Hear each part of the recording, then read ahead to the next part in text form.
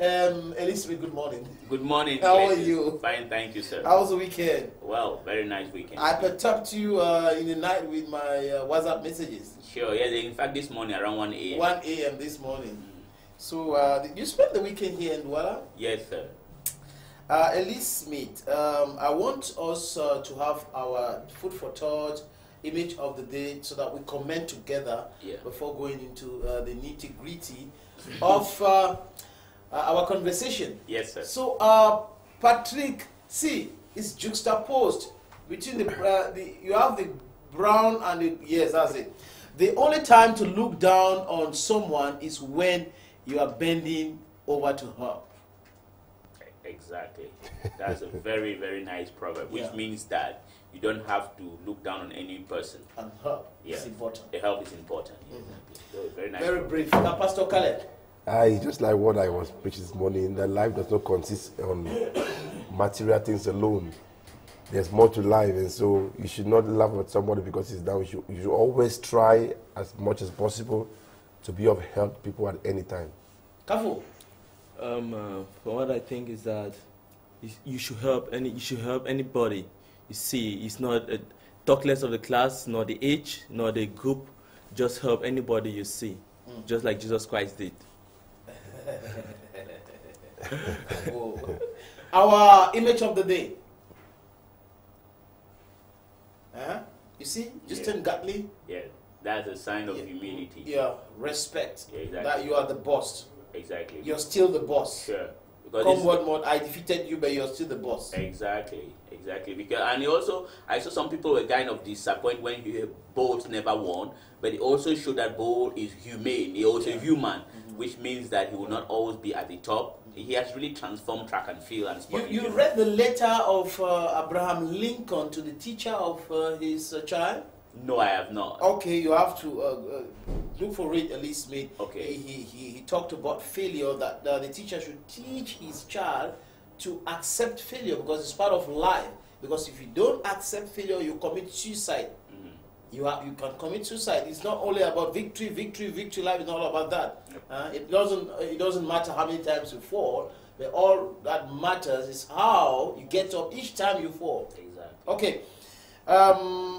You heard what happened. You saw the pics of and the videos of what happened. We talked here last time about the 3-man delegation that Mr. Biya Bivondo Barthelemy sent to the Hexagon and America to try to polish the image of Cameroon following the pressure from the United States, from Amnesty International, a lot of polemics, internal polemics.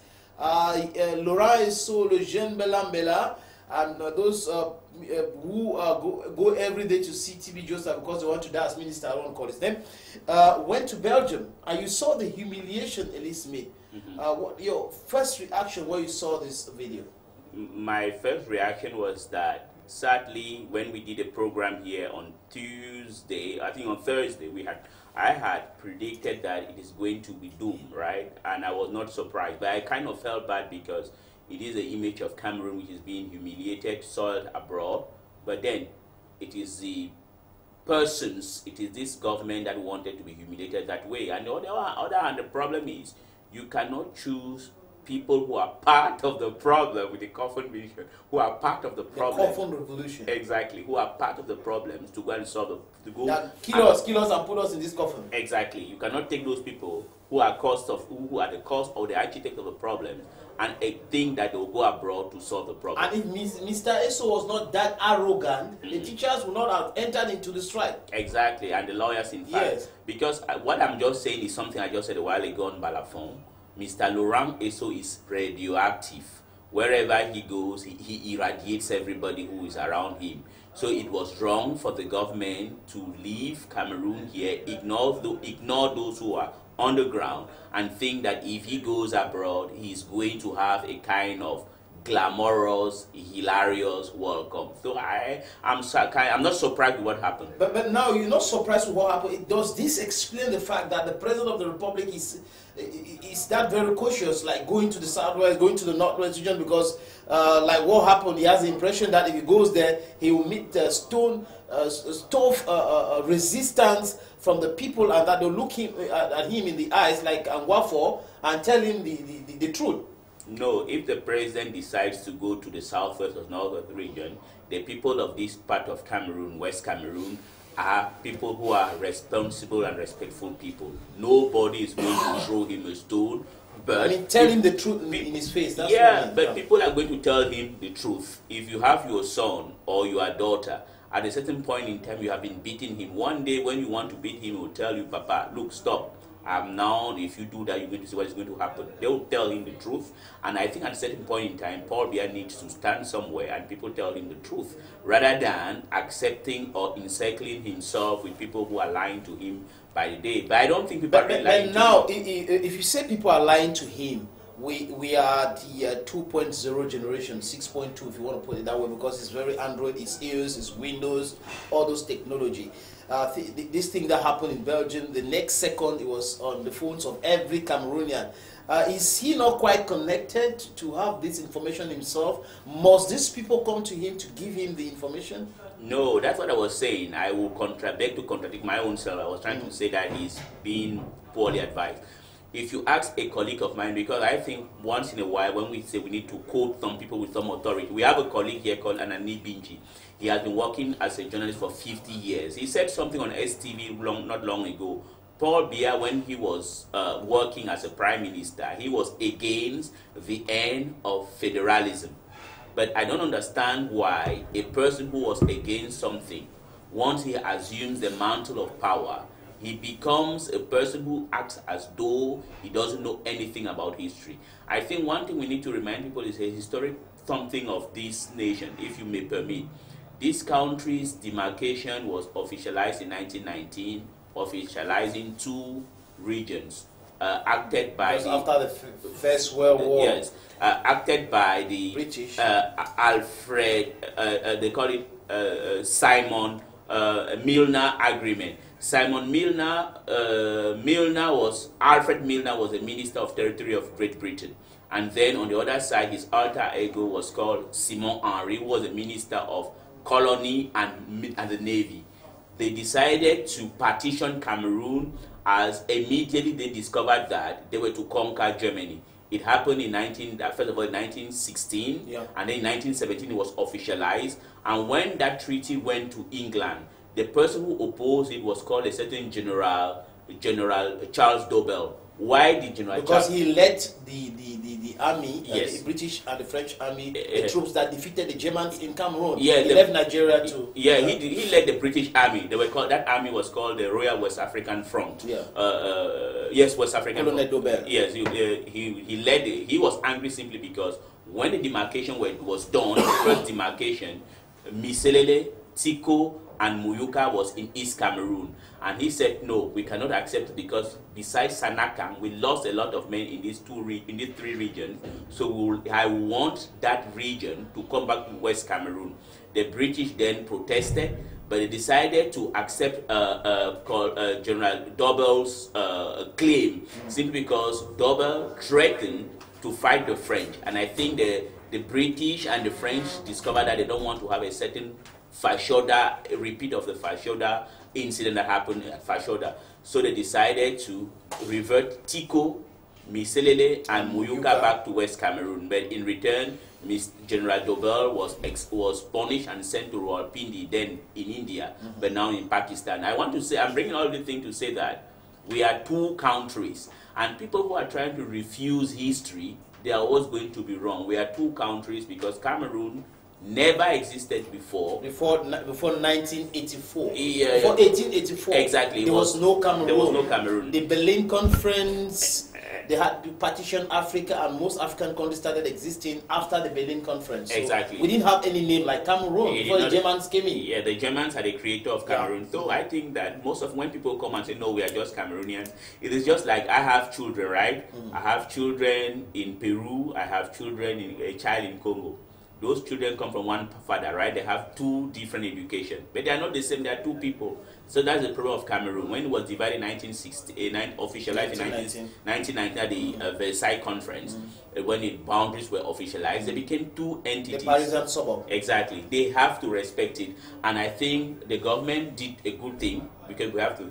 The good thing was that sending people abroad, but it was wrong because you don't need to send people abroad. The idea of sending people abroad to try to polish their image was right, according to you. Yeah, I think it was right. The people chosen to go abroad and talk to the diaspora were not the right person. They were not the right person. But the other thing is that before going to carry out your PR image, solve the problems at home. Had it been Elie Smith that this government had released Barrister Bala, release Mancho, release Niba, release those who have been caged in Kondingi and other monkey houses in Cameroon before going abroad to talk to these people, the pill will be better swallowed? I think so, because better swallowed. I think so, because those who are in prison are there for nothing. They have committed no harm. They were just arrested and sent there, and people, that's the reason why I'm not defending or supporting violence, but I think that those who are abroad who reacted the way they reacted is simply because...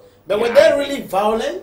No, they were not. They were protesting. They were protesting. I think since we live... They were talking of verbal violence or what? Sure, verbal violence, and I think that the problem is that people don't know that Belgium is a real democracy.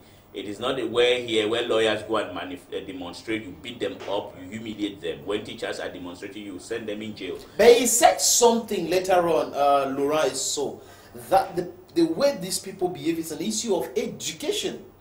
Now that is poorly educated, according to him. That is a classic ESO, a distant, arrogant person, and that is the reason why he is having what he's having. This is a man who humiliates Mr. Nyekamga, who is the head of the Bar Council. This is a man, if this problem has unraveled the way it has, it's because principally of the attitude of Mr. Laurent Eso. One, he doesn't like to speak English, or he doesn't know how to speak English. Two, I don't want to learn. Yeah, and two, he's so arrogant. Not to look at the way he speaks. He thinks that he's a kind of demigod. But the thing is that you have to be, if you are a politician, you need to, or even if you are a leader, you need to. You are a manager because you manage your ministry. You need to be humble. He is not humble. And I think that, as I said, he is so... But doesn't that look like the whole system? See, the close aides of the president, most of them are very, very arrogant. The newspaper talked about what happened in the social insurance company. I don't want us to call the name and to tell the televiewers if he's the brother of the president or not. That's not our concern here. But don't you think this arrogance is because of the laissez-aller attitude of Mr. Biya Bivondo Barthélemy? Yes, I've always said it here once, and I've always said it, and I will say it again. The problem is that Paul Biya has been in power for too long, 34 long years, and if you count when he was a prime minister, he has been 56 years. He has been too long gravitating around power circle.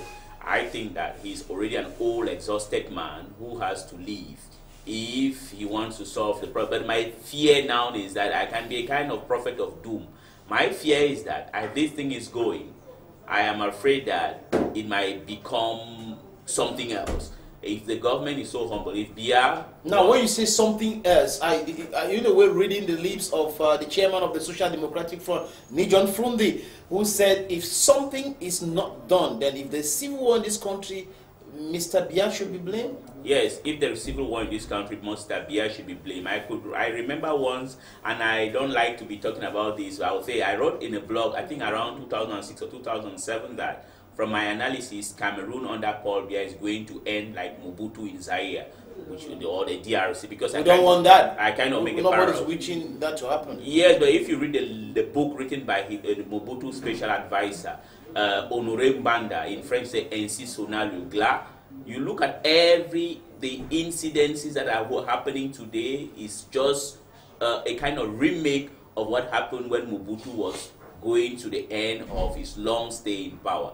But the thing is, those who are around Paul Biya and Paul Biya himself need to understand that they will always have this type of problems that they have had when they were in when they were in Germany, in France, in Brussels. In France, there was poured powder in France. Exactly. The president himself insulted there, and then now in Germany, they will look for him in the hospital. They say he was in one hospital. The Cameroonians went there, were looking for him. They insulted him in front of the Intercontinental Hotel in Switzerland. He had to leave Switzerland. In Britain, he was thrown tomatoes. Then Esos and the others, and Gute, who went to South Africa and Nigeria, they are humiliated by the diaspora. That is a clear message now. Do you have the impression, at least me, that this message they will read the message, understand it, and then want to react? I think they will understand now that contrary to what they are doing, and sometimes our colleagues are not helping them, they are trying to make a travesty of the reality. They will understand that there is no magic wand in solving this problem. The only thing is simple. Aya should be freed, Mancho BBC, Agbobala, Niba, and all those who have been wrongly arrested and kept there in jail. If they are released, they are the only people to whom they can speak. And so many people look up to Agbobala. They say if he says something, we are going to respect. So as at now, he hasn't said anything. But why would he say something? Agbobala is like the spiritual leader of the whole movement, and those others who are behind by. That's why I said once again, there is no magic wand. They tell Tassam to come back home. Exactly. They should allow everybody to come back home and then be able and humble enough to sit on a negotiating table and discuss with those people who have been unjustly thrown behind bars. I don't dare go there, Elie, with their own ideas, because in negotiations, you don't have to go there to say, okay, I'm going to be the winner, and then this person is going to lose. It's an open negotiation, and then we'll see what is possible. Don't you have the expression, this thing is it's very slow, because the government has the impression that they have the cake, the knife, and then they can share it how they want. I think so, but the reality is that we have a government made of people who are arrogant, ignorant, and incompetent, and I can add it primitive, because they thought that because you have this, there is a kind of metaphor, is the euphemism used in Cameroon that derived from the Fuman Conference. They confuse being meek to being weak. The fact that in 1961 the Anglophones just said, all right, the Foncha just said, all right, look, these are our brothers, and where that name of that metaphor came of Bamenda. So they never knew that the Anglophone Cameroon, West Cameroon, is a nation, and that the people can stand up and then speak out their minds. And that's the reason why they were kind of distant, arrogant. And the other whimsical things they wanted to use was that they wanted to bring in division. They thought that the Anglophone nation of West Cameroon is synonymous to the Republic of East Cameroon, whereby people thrive in tribalism.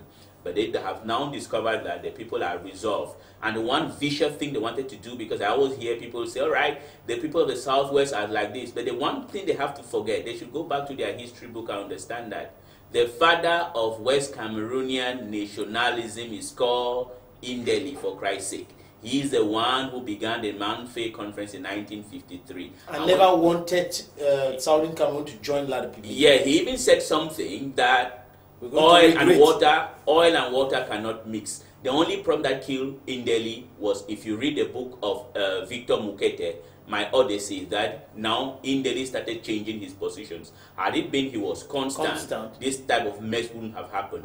And the other responsibility is John Gufoncha. But we don't need to just come here and every day talk about Elie or talk about the mistake that Foncha did or Muna. I think this is a Joshua generation. And if those who read the Bible knows what Joshua did in Moses' generation. Okay. No, Moses' generation are the Fonchas. Okay. But the Joshua generation continuing the journey. Exactly. And Joshua went to the promised land. Yeah. Yes. And very soon the promised land. Okay, Elie Smith. Yes, let's go see if the people of Zimbabwe too will be freed one day. If their own Joshua is going to be there, it's going to come. The ZANU-PF party is.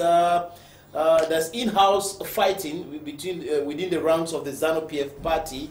The alien, we love him, but he's alien and tired, and you think he should quit power. That this confusing situation is because he doesn't control anything. Yes, I like that you have understood that Mugabe is not the other, because people give him all names, father of the nation, whatever. Look, Mugabe but should leave. He should leave because he's already old. Yeah. He has destroyed the Zimbabwean economy, and now he has to leave. Within his power, there's a kind of, within the ZANU-PF, ZANU-PF, that is Zimbabwe National African Union Patriotic Front. There is a kind of infighting between Emerson Mnangagwa, who is the vice president, and also some people and the wife of Mr. Mugabe, Grace, who are trying to see who will succeed their husband. But in fact, the husband doesn't want to leave. He says he's going to continue, and he's already, I think, 93 or 98. Might be 100. He was born around. Yeah, and he works with a lot of difficulties. I saw him in Bamako during the French Africa Summit. I almost shed tears. He's really old and tired. Besides that, he has ruined the economy with his agrarian program that has really destroyed Zimbabwe. But the division in Zimbabwe is not only within the ZANU-PF, even within the opposition. You have this infighting between Madam Mujuru and also Mr. Changarai, the president of MDCT. But now I think they have kind of become energized because you have the former minister of economy who has joined them, Mr. BC Tandai. Let's wait and see, but it doesn't all go well for Zimbabwe, which used to be a breadbasket of food export in Southern Africa. That has today been destroyed by Mr. They have become the beggars. They have become the beggars. They don't have their money anymore. Their legal tender was the Zimbabwean dollars. It spiraled out of inflation that people could not control it. They are now using the dollar, and the life in Zimbabwe is so difficult. And the architect of the pains of Zimbabwe is one man. It's called Gabriel Robert Mugabe. The former warrior. Exactly. Okay, Elie? Yes, sir. Thank you. You're welcome. We'll check the appointment for tomorrow, God willing. God willing, yeah. But you stay with me. Let's have some sports info from the Labia Lem guy. Patrick, just after the info, please, the images of the deluge. You have it, right? The pluie. You got it now, right? Okay. It's like, you know how to blend now. Kafo, how many stories do you have? So we have 5 stories in sports. 5 stories, okay. We begin locally with the inter-quarter games. It was a challenging, tough, but the beautiful weekend in the southwest region of the country. Despite the rain, the usual inter-quarter games was held in Munya, Ekona, Kumba, Mai 16, just to name a few. The audience, despite the mud and the rain, they came out in their numbers to cheer up their team. Moving on now to the United States of America, Ryan Stevens returns from suspension to place 5th in the 100 meters backstroke. He was first in the USA swimming sanction event after the 10-month suspension for his behavior at the Rio de Janeiro Olympics. Ryan finished 5th with the men 100 backstroke final with 55.6 seconds at the US Open. Moving to Europe, the transfer, Jordan Klopp has hinted that he doesn't want any defensive signing for Liverpool again. He said, I quote, "Just at the moment, I am fine. The transfer market is open until the 31st of August. Still in Liverpool, Liverpool have approved the sale of Coutinho. Liverpool has given a green light to Philippe Coutinho joining Barcelona. Spanish publication Sport states that Barcelona representative will return to England on Tuesday or Wednesday to find the final detail of the deal. Barca are prepared to pay excess 100 million euros.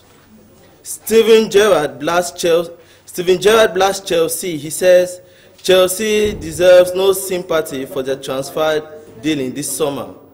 Gerrard is unhappy with Antonio, the manager of Chelsea, for letting young players rather than giving them a chance.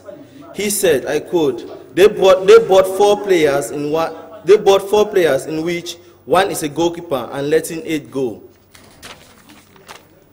Also, we have the transfer news coming thick and fast as Chelsea emerge as contenders to sign Real Madrid star Gareth Bale. Abela Sport will bring the latest and breaking news. Well, that was a very great one. I want to ask, what about Neymar? Neymar is in PhD. How far is he? Yeah, finally Neymar is in PhD. PhD. Yeah, he's presently in France. He succeeded to. Okay. Yeah. Yeah, and so about the deal of Gary Bale, is it sure you come to England? For now, the deal of Gareth Bale is not yet sure. All right. It is Gareth Bale that's Chelsea is inside a competition with other clubs to buy Gareth Bale. But are you certain that he will come to England? For now, Yeah, Pastor. That will be certain now. But you didn't talk about the goal scored at Marseille yesterday by Clinton. Clinton G. And Chelsea and the victory of Arsenal is not Chelsea. Yeah. And we went to Ikona and Munya and the others. We didn't have any information about the Interquarters. If this club did what, that would have defeated who, nothing. Yeah, you just said Interquarters, Ikona and all that. We have the result. My images had a problem. You have, no, you don't have a problem with your images. You know, anyway, I don't want to be no, say it on air. You have to say on air that you went, when you are reporting, you went to the Interquarters in the southwest region. That was vague because you need to tell us in Moinya, PSC, Stone Quarter, versus whatever. This and that. Good. Anyway, you are learning, right? Yes. So you are an intern. And so I discussed with somebody from Gogo who will be inviting him. He resigned there, and he appreciated because people don't understand. To have the necessary experience, we have to test him like that. We don't need to keep him behind the screen and then think that it will be easy for it to be groomed. In front of the camera is better for him so that he develops his skill. We hope you're getting the advice from Elie and. Sure, we'll talk later on. Yes, it's important. Don't just, it's very vague. Carry the Interquarters in Tico, Interquarters in Munya, Interquarters in Ekona, even with the mud. What about that? Okay. We have the newspapers. The soft copies. You have the soft copies, right, Patrick? We'll begin with the Star newspaper. 2 Anglophone journalists buried same day. Zakarinko in Boya and the publisher of the Chronicler newspaper, Motome Eric, they were lowered over the weekend, and our own very Kejang Tembe was very bitter because he went there. He went to Boya for the funeral of Zakarinko and discovered that there was no government representative out there. That is why he proposed us this talking point. After working session on school's resumption in Boya, Southwest Governor agrees with stakeholders. Assurance given for smooth start come September. He's been doing this. Go and grab a copy of the newspaper and have a detail about this information. But this is not the first time he has been saying things like this. We just hope that come September 4th, schools are going to resume. SDF renews stand on Anglophone crisis. Schools to resume, but BIA must create an enabling environment of security concerns. That is, the SDF is saying that schools should not resume on condition. Yeah, unconditional resumption of schools is not their take. Schools should resume, yes, but the enabling environment should be there. That is dialogue with those who have been arrested. Release them so that they should feel secure. Elie newspaper, Roland Esso delegation meets Stonewall in Belgium. They went there, and that was last Saturday, and they met the angry Cameroonian who were there outside waiting for them. Some were already in the hall, and they threw insults on him, and the government he came to represent out there in Belgium. And Laurent Esso, as usual, as Elie said, very arrogant. I said it's a problem of education, and people went on social media to say, yes, it's a problem of education, and that he's poorly educated. That's why he's saying things like that. International Crisis Group and the others are putting pressure on the Cameroonian government. The newspaper, the Elie newspaper, carries this information, and the International Crisis Group says that the Cameroon government should dialogue, and it should be sincere and not cosmetic dialogue with the stakeholders, so that peace should reign in the country. Because according to the International Crisis Group, if no international strong action, if BIA does not recognize the problem, want to desist from criminalizing debate, letting people talk about federalism, secession and all that, then is instead spoiling the whole thing. So the International Crisis Group, in a way, is advising the Cameroonian government to be very open in debates, allow people speak their mind, rather than calling on media publishers and the others to be very careful and then jailing them each time they want to share their opinion on a given matter. Info Matin is talking about the Anglophone crisis that Laurent Esso went for on the battlefield in Brussels, and that despite the hostile environment and the barbarism of the activists, the Minister of State and Minister of Justice, keepers of the seal, still passed through his message.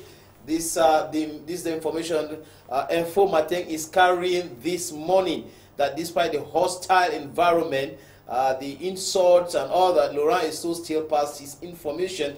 But I wonder, because we have the video there that showed that it was very difficult for him to say anything. There was this whistleblowers in the hall, they perturbed everything, and then the representative of SCAFU was, the chairman of SCAFU was in that hall, and he made a pronouncement. This paper is saying something else. That's the own part of the side of the story. La Météo B Hebdo. The government is panicking. That's what he says. The government is panicking. Paul Biya has denied to go on leave, and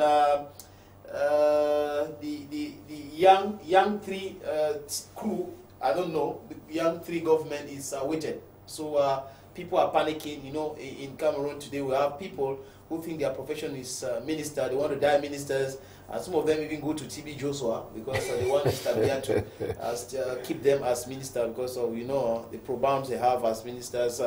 That is it. We have soft copies of the papers. We begin with the Guardian Post or the Horizon. But it all depends on you. The Guardian Post: Roland Esso meets Waterloo in Belgium. Those are the information. The information is being carried on the Star newspaper, the Eden newspaper, and I wonder where Info got his own information, explaining to the audience, all Cameroonians, what really happened in Belgium with images. So that is the main story on the Guardian Post newspaper this morning. The Waterloo. He met Waterloo in Belgium, so it was an empty visit. He spent taxpayer money for nothing. That's the very essence of what the paper is saying. The Horizon newspaper. We have the Horizon newspaper, and the main story it's carrying this morning. That is the Eden. We already had the Eden newspaper. Biya's envoy got hostile reception. Yeah, the Laurent Esso and the others, they got a hostile reception in Belgium, in South Africa, in Nigeria, in the United States, and we heard that the activists are waiting on them because apparently they want to go to Great Britain. So they are waiting on them, and that they will meet tomato activists. The other newspaper, Patrick. That is The Voice. The Voice is, I can't really get The Voice, but it's still talking about the Anglophone problem. And those who have been caged in underground cells, that is the story, want to engage in a hunger strike. Yeah, they want to engage in a hunger strike. I saw a video of them. Somebody was saying that there is an intruder. How did they have to send through this video? Because they are caged and they don't have phones and all that. But these detainees passed through their information. There were 12 of them purported missing, but now we got videos of them saying that, okay, since we are underground, we are going to kill ourselves, we will not eat. And that's another pressure bearing on the government. And that video has gone viral. L'Elie du Sahel, Oru Kesum, 9 people are reported dead after a suicide attack. That is the main story on the front page of L'Elie du Sahel this morning. Other newspapers are talking about this story about the suicide bombers that killed 9 people in Oru Keso. La Nouvelle Expression, AFCON 2019, the African Nations Cup. Ahmad wants to humiliate Cameroon. I got a voiced interview, a voice note of Ahmad was in Burkina Faso. He explained that he was elected with a program and that he wants to respect this program, that the 24 countries that are going to be taking part during the AFCON 2019 was already in his program. So he's just applying it. He's not in a way trying to punish anybody, because so many people thought that he is in a way trying to punish Issa Ayatu. That is the main story on the front page of the La Nouvelle Expression newspaper, the newspaper that belongs to the press card president, Steven Chonko. Paul Kagame re-elected for the 10th mandate in Rwanda. Welcome to Africa, where people come to power, they don't want to leave. But all the same, he has developed his country so well. Integration, yeah, will not be the other newspapers. I think that will be it. Let's talk about this other dictator, La Dépêche du Nouvelle. For Eyadema, this paper says he's blessed. He's a blessed person. You understand? I don't know if they want to go and do an interview there. You know, Cameroonians are very smart now. Can put this one that is a blessed person and then send it to him before you know the next day. Dollars and dollars are coming. Elie? Yes, sir. For Eyadema is a blessed person. No, that's been sarcastic. Yeah, that's sarcasm. Yes, he is blessed. Why? Because his father, who killed a lot of people in Mr. Olympio was killed by his father. By his father.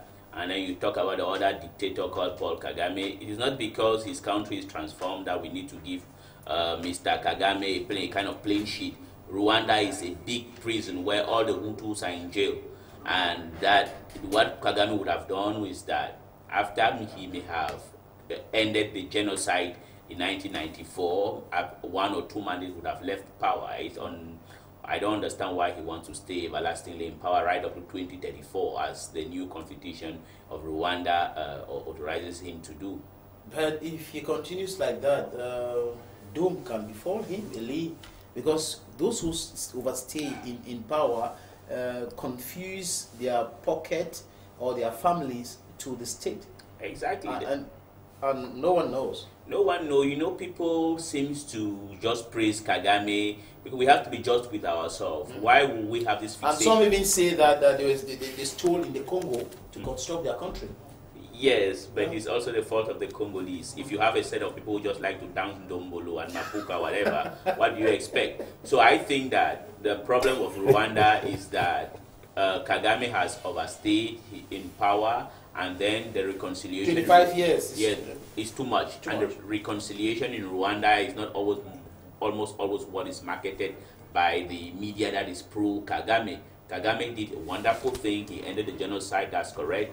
Kagame is presiding over stability in Rwanda. What he should do is first, he should promote true reconciliation and then peace in his country. The non-recognition of Zachary Nkuo.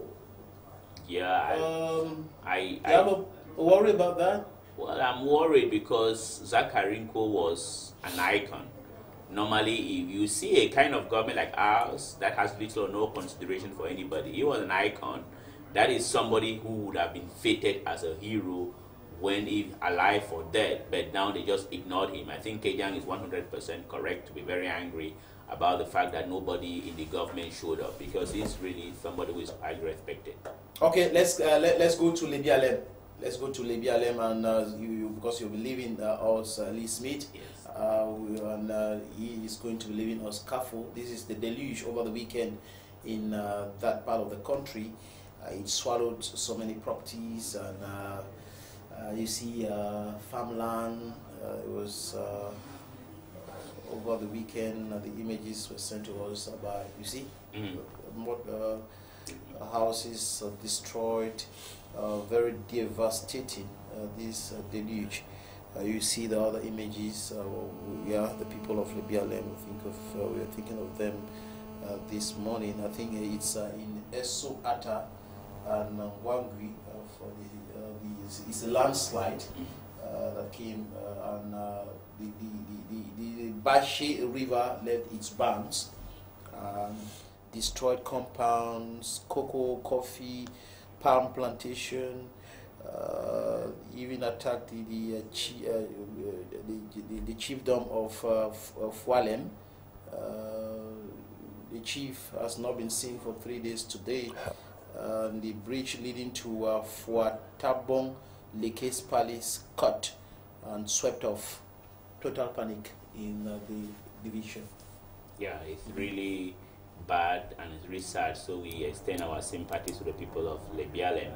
I think it's something happening recent. We had a similar thing in Kumbo or Jakiri, where landslide because of heavy rain. So our sympathies to the families that have been affected by this natural disaster. And we hope and we think that the government of Cameroon is going to respond proportionally to the irresponsible government, as you will say.